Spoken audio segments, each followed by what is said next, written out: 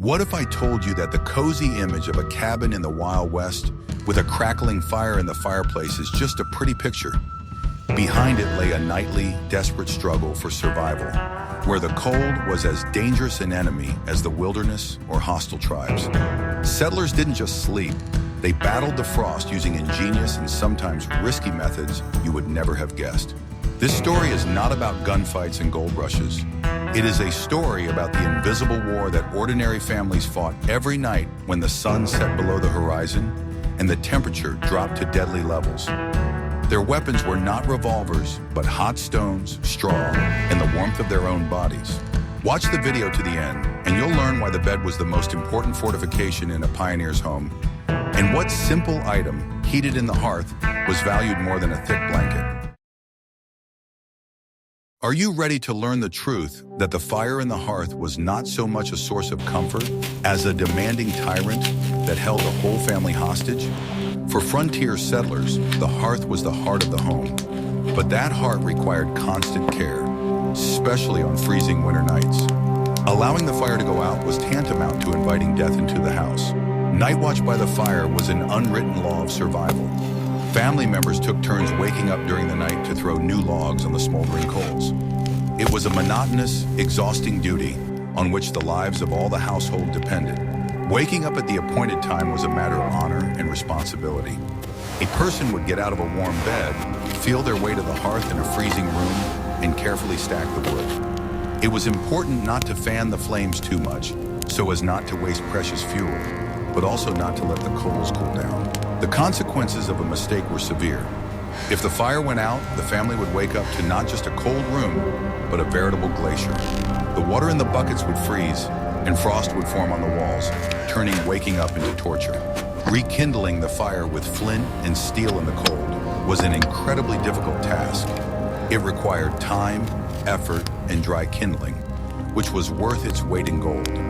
Therefore, keeping the embers smoldering until morning was the main task of the night watchman. This constant vigil turned sleep into a series of short, restless intervals. Proper rest was a luxury unavailable to those who lived on the edge of civilization. People slept lightly, listening to the crackling of logs and the howling of the wind. The fire was not only a source of heat, but also the only light in the impenetrable darkness of the prairies. It scared away wild animals and gave the illusion of safety in the midst of a vast, hostile world. Its extinction meant the onset of absolute darkness and vulnerability. Thus, the hearth was both a salvation and a curse. It gave life, but in return demanded constant vigilance. This night watch was the first line of defense in the endless war against the cold. This system of night watches was the basis of survival, a real ritual that was repeated night after night. It required discipline and coordination from all family members, turning them into a single mechanism. It was this unity that helped them meet the dawn. We are very interested to hear your point of view. What do you think about this division of responsibility within the family for the sake of common survival? Write about it in the comments, and don't forget to subscribe to our channel. Want to know a shocking secret that will radically change your romanticized view of the supposedly comfortable life on the wild American frontier of the 19th century? The cozy, idyllic log cabin with smoke coming out of the chimney that we constantly see in embellished Hollywood westerns with smiling families was, in harsh reality, a real sieve, mercilessly open to the four winds without the slightest vapor barrier. Keeping even a minimum of heat inside such a primitive dwelling was a real art of survival, requiring constant, exhausting daily labor and generations of folk ingenuity against nature. The house itself did not heat automatically. It had to be constantly repaired, carefully sealed, insulated with any materials available, turning life into an endless, exhausting struggle against aggressive nature, methodically penetrating inside through thousands of microscopic and obvious cracks, each of which was an invisible hole, mercilessly sucking out the precious heat, laboriously produced by fire and human bodies, out into the icy, endless void of winter at -30. Making any heating absolutely useless and wasteful without prior sealing, which was technically impossible to achieve perfectly with the primitive materials available and the lack of industrial insulation technologies. Massive walls made of solid round logs with a diameter of 20-40 centimeters. Even the thickest, selected, and highest quality ones without cracks, surprisingly poorly and extremely inadequately protected the inhabitants from the minus 30 degrees Celsius frost penetrating from outside. The main critical problem of catastrophic heat loss was the numerous wide gaps between the unevenly laid logs, through which the icy, piercing steppe wind constantly penetrated, like through a large sieve, instantly nullifying all the heroic efforts of the family to heat the interior with firewood. Exhausted by the cold, the settlers were forced to spend countless precious hours of their limited time on painstaking caulking, manually sealing these treacherous gaps with whatever materials were at hand. It was the endless work of the cursed Sisyphus, objectively never-ending in final victory. The gaps were treacherously everywhere without exception. Between the logs along the entire horizontal surface of the walls, in the corners at the T-shaped joints of perpendicular walls, around roughly hewn windows and doors, mercilessly turning the house into a giant whistle in the wind, where each crack sang its own unique note from the flow of air, creating a cacophonous symphony of cold, methodically penetrating inside. Despite the thick walls, which were more of an illusory decoration of protection than real protection without proper professional sealing of all the numerous joints with quality materials, the primitive windows were another colossal source of catastrophic heat loss in penetrating cold into the cramped hut. Instead of expensive factory-made transparent glass panes, which were incredibly expensive, inaccessible luxury imported goods, and extremely fragile for dangerous transportation along the terrible broken roads of the wild frontier, hundreds of exhausting kilometers from civilization, desperate settlers were often forced to use coarse linen paper, oiled for minimal transparency, or dried elastic bull bladders, organic animal membranes, stretched over a wooden frame. The rough floors in the first hastily built primitive huts were overwhelmingly often simply earthen, trampled by feet, without the slightest covering, absolutely bare, freezing ground underfoot. Even if a relatively fortunate settler could eventually afford expensive plank flooring made from logs that had been laboriously sawn by hand, it was rarely perfectly sealed. The uneven boards did not fit tightly together at the edges, inevitably leaving noticeable gaps between them. But even in such conditions, people found ways to keep warm. What if I told you that the bed itself was the main and warmest refuge in this cold world? In the next chapter, you will learn how simple materials such as straw and feathers were turned into a luxurious bed. I will reveal the most closely guarded secret of comfort in the Wild West. In a world without spring mattresses and orthopedic bases, the main treasure of the bedroom was the feather bed. However, it was not always filled with swan's down, but more often with what the earth provided: dry straw, corn leaves, or hay. Making such a mattress, or futon, was an important annual ritual. After the harvest, women sewed large bags from coarse fabric. Then these bags were tightly stuffed with fresh, dry straw or rustling corn leaves. A freshly stuffed mattress was surprisingly springy and comfortable. It smelled pleasantly of fields and sunshine, bringing a piece of the passing summer into the house. However, over time, the filling would settle and turn into a hard, lumpy mass. Therefore, caring for such a mattress was a constant job. It had to be regularly beaten, turned over, and fluffed up. Periodically, it was taken outside to air out and dry in the sun. Once a year, the old straw was completely replaced with new straw. The used filling was not thrown away. It was used as bedding in the barn or as fertilizer. This was an example of a waste-free economy, where every item was used to the end. Wealthier families could afford feather beds filled with goose or duck feathers. Collecting feathers was a long and painstaking task. Every feather was valued, and such a feather bed was considered a real family heirloom. Quilts and mattresses were laid on a simple wooden base. Often it was a frame with intertwined ropes that served as a shock absorber. The tension of these ropes could be adjusted to make the bed harder or softer. Sleeping on such a bed was a special experience. The body was literally buried in a thick layer of straw or feathers, which retained heat perfectly. This created a cozy cocoon that protected against the cold drafts that blew through the room. A straw mattress was not just a place to sleep, but the basis for survival on cold nights. It insulated the sleeper from the cold air below, and retain the heat of their body. This simple technology, inherited from ancestors, saved many lives in the harsh conditions of the frontier. Thus, sleeping comfort depended not on wealth, but on diligence and foresight. A well-stuffed and well-maintained mattress made of ordinary straw was the key to the health and strength needed for hard work the next day. What if I showed you a time machine that would transport you to a pioneer's bedroom? You would see something that seems unthinkable today, but was the norm back then. An entire family sleeping in one bed. This practice, known as bundling, was not just a strange tradition of the past, but a vital survival strategy in the harsh conditions of the American frontier. When the temperature outside dropped well below freezing and the walls of primitive houses let in the icy wind, sleeping together became a matter of life and death. Families had no choice. Either sleep together and survive, or try to maintain privacy and risk freezing to death. It was the most effective way to keep warm available to settlers of that era. The beds in the homes of the first American colonists were impressive in size, with some reaching 2.5 meters in width. Such massive structures were created specifically to accommodate the entire family, which could number 8 or even 10 people. Parents lay at the edges, creating a kind of protective barrier, and children were placed between them in order of age.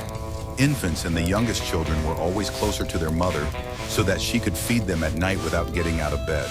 The principle of this living heating system was surprisingly effective and was based on simple laws of physics. The human body constantly emits heat, about 100 watts of energy, which is comparable to a bright incandescent light bulb. When 5 or 6 people gathered under one blanket, they created a real 500-watt thermal power plant. This heat accumulated under thick woolen blankets and created a comfortable microclimate even in the most severe frosts. Children who slept in the middle of this human cocoon were in the warmest zone, where the temperature could reach a pleasant 25 degrees Celsius. The tradition of sleeping together had ancient European roots dating back to the Middle Ages, when even in the castles of the nobility, it was impossible to heat the huge stone halls. The first settlers brought this practice from England, Germany, and Scandinavia, where it had existed for centuries. In the New World, faced with even harsher winters than in Europe, the colonists perfected this system. They realized that in conditions of acute resource shortages and constant struggle for survival, a separate bed or room was an unaffordable and dangerous luxury. When a traveler or itinerant merchant appeared in the house, he was also offered a place in the shared bed, which today seems like an incredible violation of personal boundaries. There was a whole set of unwritten rules for such hospitality. The guest always slept on the edge, next to the host and not with his wife or daughters. Sometimes a special board called a bundling board was placed between the sleepers to serve as a symbolic boundary. This board could be quite high, up to 30 centimeters, and clearly divided the sleeping space into zones. Sleeping together served an important social function, strengthening family ties in the face of constant external threats. Long winter nights spent side by side created a special atmosphere of trust and closeness between family members. Parents told their children stories, passed on family traditions, and taught them prayers. These nighttime conversations in the dark became an important part of raising children and passing on cultural traditions from generation to generation. The economic logic of this approach was flawless and allowed even the poorest families to survive. Firewood was expensive on the frontier, despite the abundance of forests, because it had to be cut, chopped, dried, and stored. One family could burn up to 30 cubic meters of firewood in a winter if they tried to heat the entire house. By concentrating all the heat in one bed, the settlers reduced their fuel consumption by 3 to 4 times. This freed up time and energy for other important tasks: hunting, farming, and construction. Pets also became part of this complex heat exchange system and played an important role in it. Dogs, with their body temperature of around 38 degrees, served as ideal living foot warmers. Large breeds such as Newfoundlands and St. Bernards were especially prized for their ability to warm their owners. Cats would settle on the chest or stomach of sleeping people, creating additional points of warmth. Sometimes on particularly cold nights, even young piglets or lambs raised in the house were taken into bed. To modern people, accustomed to personal space in individual bedrooms, such a practice seems like an unimaginable invasion of privacy. We live in an era when even spouses often prefer separate beds for a more comfortable sleep. However, for settlers on the American frontier, the concepts of comfort and personal space were completely different. They measured comfort not by the size of their personal territory, but by body temperature in the absence of frostbite. The main priority was the physical survival of the entire family as a single organism. This living heating system was surprisingly reliable and autonomous, requiring no maintenance or repair. It did not depend on firewood supplies, did not break down at the most inopportune moment, and did not require any special skills to use. It was enough to simply lie down next to loved ones and let the nature of the human body do its work. The heat was distributed evenly, with the younger warming the older and the strong protecting the weak. It was a perfect demonstration of how a family functions as a single organism, where each member is important for the survival of the whole. Do you think this practice was purely utilitarian, or did it also have a deeper social meaning? In the next chapter, you will learn what people wore to enhance this effect and keep warm even under a thin blanket. At night, the battle against the cold did not stop. It simply moved under the blanket. The settlers knew the main rule of survival: layering. They did not go to bed in light pajamas, but in real woven armor consisting of several layers of warm clothing. The basis of their nighttime wardrobe was long underwear. It was made of flannel, wool, or thick cotton. It covered the entire body from the neck to the ankles, creating the first insulating layer. Additional items were often worn over the underwear. These could be warm socks, stockings, or even daytime pants. No one undressed completely, as the morning chill in the house was comparable to that outside. A cap was an essential part of nightwear. A significant amount of heat escapes through the head, and a warm cap that tightly covered the ears helped to retain it. Women often slept in bonnets, which also served this purpose. Hands also needed protection. Some people slept in gloves or mittens to prevent them from freezing. It was common to wake up with fingers numb from the cold. A scarf or shawl was tied around the neck. This protected against drafts and prevented cold air from getting under the clothes. Each item of clothing had its own protective function. Materials played a key role. Wool was the most valuable material because it retains heat even when wet. Linen and cotton were used for the bottom layers because they absorb moisture well. Sleepwear was not only warm, but also loose-fitting. It should not restrict movement or interfere with blood circulation. Clothing that was too tight could lead to even greater freezing. This multi-layered system created air pockets between the layers of fabric. This air, heated by the body, served as an additional insulator. It is this principle that is used in modern tourist clothing. In the morning, there was no need to waste time changing clothes in a cold house. You could just throw on your outer clothing and get straight down to business. It was practical and saved precious morning warmth. Ready for the shocking truth about bedding in the Wild West? The most valuable and warmest blankets were not those woven in a factory, but those that once roamed the prairies. The skins of wild animals, especially bison, were the main salvation from the bitter cold. The bison, or American buffalo, had thick, warm fur that was ideal for protection from the cold. A heavy bison hide laid on top of regular blankets created an almost impenetrable barrier against the cold. Under such a cover, it was possible to sleep even in an unheated room. These hides were not only blankets, but also multifunctional household items. During the day, they could be used as a rug on a cold floor. When traveling in a wagon, they were used to protect against wind and snow. In addition to bison hides, other hides were also used. Bear hides were considered particularly warm and prestigious. Deer, wolf, and even rabbit hides were sewn together to create fur blankets. The process of tanning hides was laborious but necessary. A properly treated hide was soft, durable, and did not have an unpleasant odor. Both Native Americans and white trappers mastered this art. Such a fur blanket was quite heavy. It literally pressed the sleeper to the bed, creating a feeling of security and immobility. This helped to keep warm and sleep more soundly.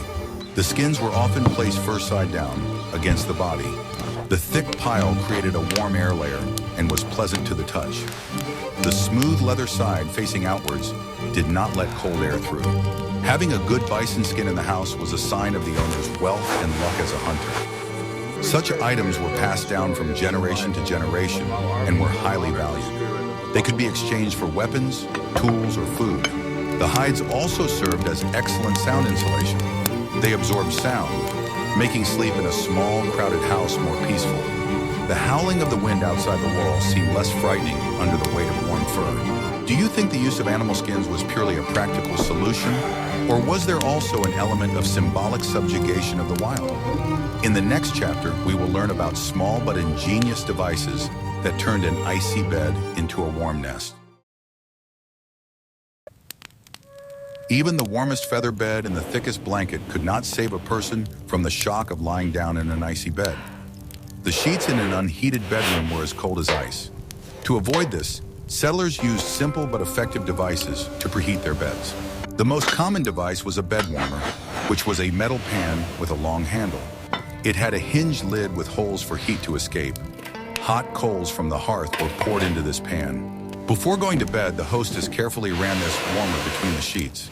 The hot metal quickly warmed the fabric, making the bed warm and cozy. It was important to move the warmer constantly so as not to burn the linen. It was a simple procedure, but one that required caution. A coal that fell out of the hot water bottle could cause a fire. Therefore, this task was entrusted only to the most responsible members of the family. A simpler and safer method was to heat stones or bricks. Several bricks were placed in the hearth or on the stove, where they were heated throughout the evening. Before going to bed, they were taken out and wrapped tightly in several layers of fabric. These homemade hot water bottles were placed at the feet or in the center of the bed. They slowly released the accumulated heat, warming the bed for several hours. It was the perfect remedy for numb feet from the cold. Instead of bricks, they could use bags filled with salt, sand, or even cherry pits. They were also heated by the fire. These warmers were softer and safer than stones. Sometimes bottles or flasks filled with hot water were used for warmth. If there was cast iron cookware in the house, such as an iron, it could also be heated and used as a hot water bottle. Any object that retained heat well was put to use.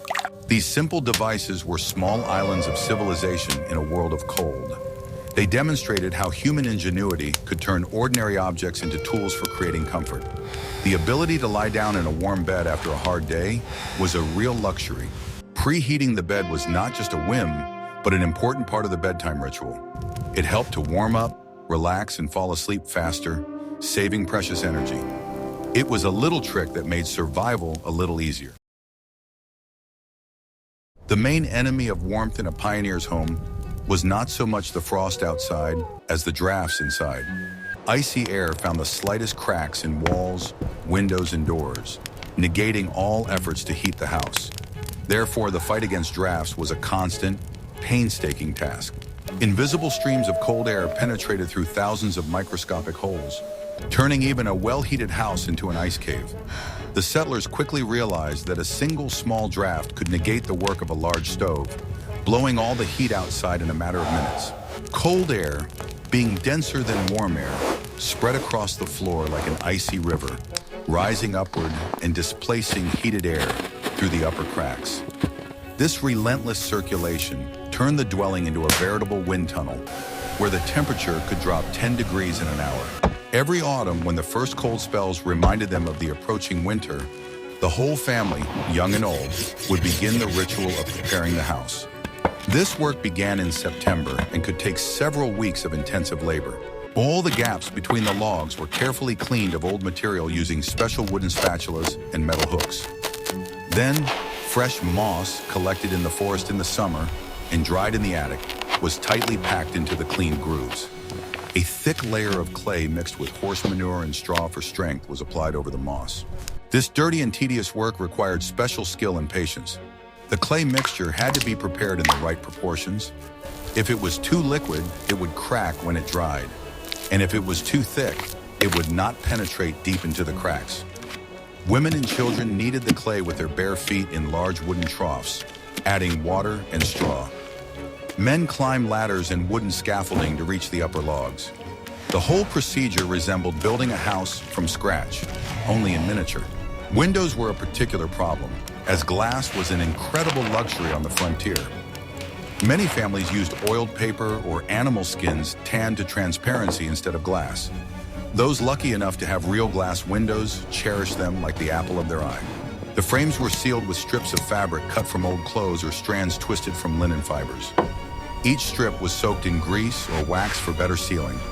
If the precious glass did crack, it was not thrown away, but carefully covered with several layers of oiled paper.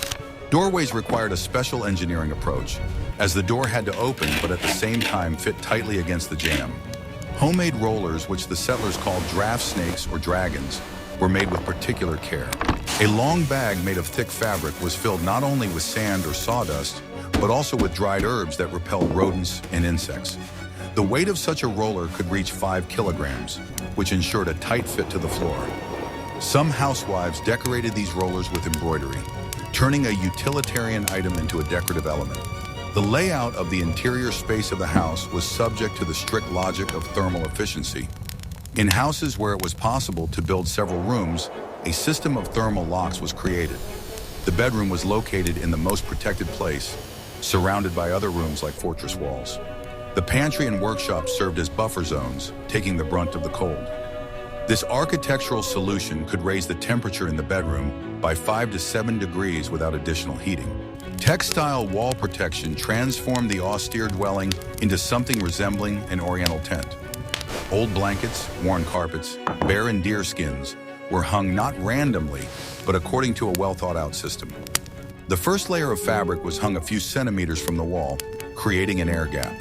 The second layer could consist of patchwork quilts sewn from scraps of various fabrics. This multi-layered protection not only retained heat but also absorbed moisture, preventing frost from forming on the walls. The arrangement of furniture was subject to strict rules of thermal geometry. A massive bed with a high headboard was placed so that it served as a screen between the sleepers and sources of cold. Chests and dressers were moved closer to the outer walls, creating an additional barrier. Even chairs were arranged in a special way at night so that their backs directed air currents away from the sleeping area. Each piece of furniture became part of a complex system for controlling air currents. The chimney, a vital element of the house, required special skill to manage. Metal dampers were rare, so settlers made them out of stone or fired clay. The art of partially blocking the chimney lay in finding the perfect balance, sufficient draft to remove smoke and minimal heat loss. Experienced homeowners knew how to adjust the damper with centimeter precision, guided by the sound of the wind in the pipe and the color of the flame in the hearth. Incorrect adjustment could lead to tragedy. Either the house would fill with carbon monoxide, or all the heat would escape into the sky. The struggle against the cold turned the settlers into real detectives, tracking down an invisible enemy. They used a candle flame as an indicator of drafts, slowly moving it along the walls and observing the deviation of the flame. Cobwebs in the corners served as a natural indicator of air currents. Frost on the walls showed where the most heat was lost. Each family developed its own system for detecting and eliminating heat leaks, passing this knowledge down from generation to generation. The ability to seal one's home was as important a survival skill as hunting or making fire. It was quiet, unobtrusive work that preserved the precious heat that had been so hard to create. Waking up in a settler's house was a daily test of endurance. The first thing a person felt was not cheerfulness, but a piercing cold. The air they exhaled turned into a cloud of steam, even if they were under several layers of blankets. The first glance was often at the window. During the night, a thick layer of ice patterns would form on the inside of the glass, if there was any. This was clear evidence of how much the house had cooled down overnight. The water in the bucket by the hearth was often covered with a crust of ice. Before washing or making breakfast, this ice had to be broken. The very thought of contact with ice-cold water made him shiver. Clothes left on a chair became cold and stiff overnight. Putting them on was pure torture. That is why many preferred to sleep without taking off most of their daytime clothes. The first thing to do after waking up was to revive the fire. The person whose turn it was would get out of bed and hurry to the hearth. Dry kindling was carefully placed on the smoldering coals and the flames were fanned. The first few minutes, while the fire was getting going, were the coldest. The whole family gathered as close to the hearth as possible, stretching their frozen hands toward it.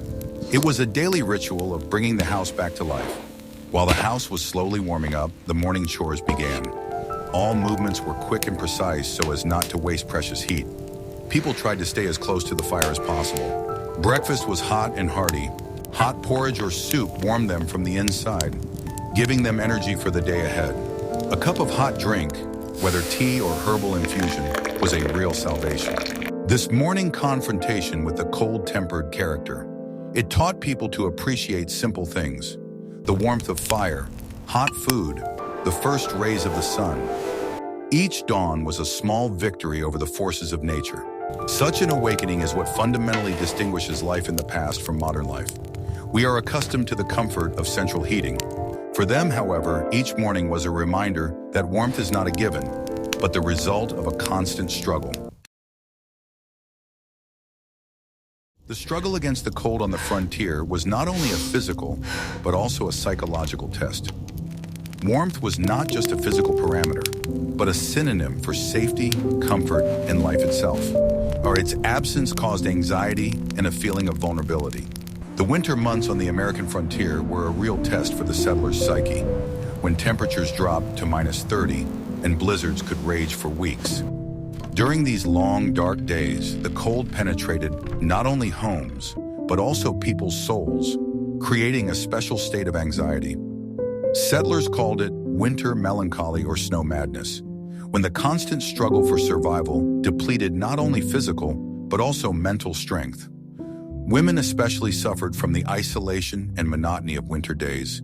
Spending months within four walls with small children, the hearth became not just a source of heat, but a sacred altar of family life and a psychological anchor of stability. The living flame, with its unpredictable bursts and dancing shadows, created a hypnotic spectacle that could be watched for hours. The crackling of burning logs sounded like the voice of the house, reminding us that the dwelling was alive and protecting its inhabitants. Evening gatherings by the fire became a time for stories and memories, when the elders shared stories about the past and the children listened with wide eyes. As long as the fire burned, the family felt safe, as if the flames created an invisible protective dome around the house. Sleeping together became a powerful psychological ritual that went far beyond the simple need to keep warm. The physical presence of loved ones created a sense of security at the deepest, almost animalistic level. The breath of parents calmed children better than any lullaby, and the warmth of a mother's body was a universal cure for nightmares. Even grown men, these harsh conquerors of the wild, found comfort in the closeness of their families. Knowing that your loved ones were sleeping nearby created a psychological cocoon of security in a world full of danger and uncertainty. The daily rituals of keeping warm became a kind of meditation and a way to structure the chaotic reality of the frontier. The morning stoking of the stove began in the dark, around 5 in the morning, and turned into a sacred ritual. The father of the family carefully fanned the embers left over from the evening, adding dry birch bark and small twigs. The children woke up to the sound of this morning ritual and knew that a new day had begun and life was going on. The evening preparations for bed also followed a strict routine: heating bricks, filling hot water bottles, checking all doors and windows. The soundscape of a warm home created a special atmosphere of psychological comfort and security. The steady crackling of wood in the stove acted as natural white noise, calming the nervous system. The gurgling of water in the kettle over the fire meant that hot herbal tea or soup would soon be ready. The purring of a cat curled up by the hearth added a note of domestic comfort. These sounds became Pavlovian signals of safety for the subconscious. In contrast, the howling of the wind in the chimney or the ominous crackling of freezing logs caused instinctive alarm and made one listen carefully. Collective responsibility for maintaining warmth created strong psychological bonds within the family. Even 3-year-old children had their duties, collecting kindling or making sure the cat did not run out into the cold. Teenagers chopped wood and carried it into the house, feeling their importance for the family's survival. Mothers taught their daughters to use wood sparingly and regulate the draft correctly. Fathers passed on to their sons the art of selecting and harvesting the right wood. This system of mutual dependence fostered a deep sense of belonging and significance for each family member.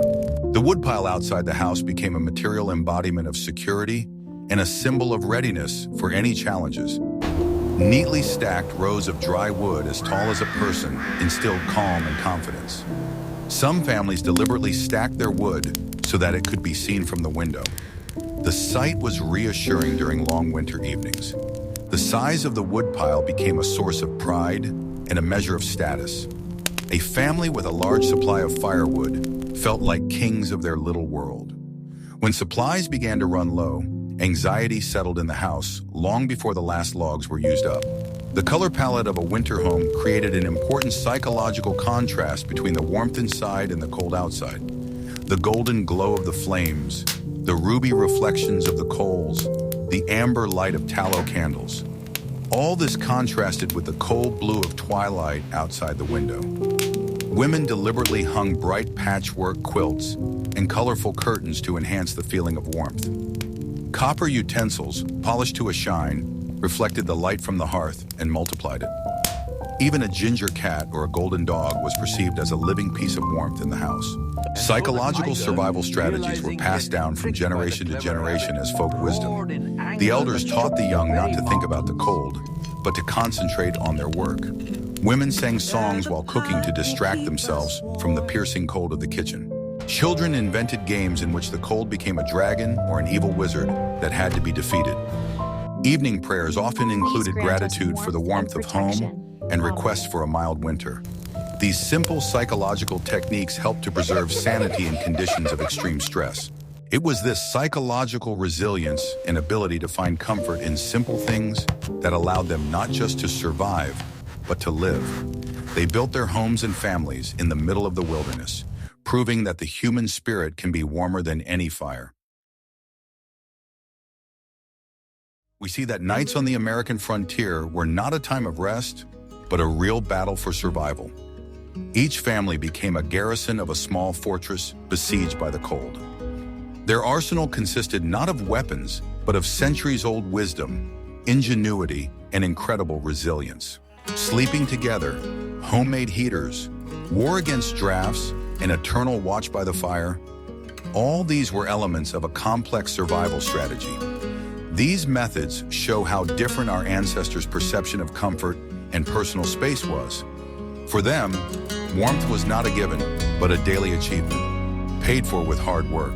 This story is a reminder of how much we take for granted in our modern world. A simple turn of the thermostat knob has replaced a whole complex of knowledge and effort on which life itself once depended.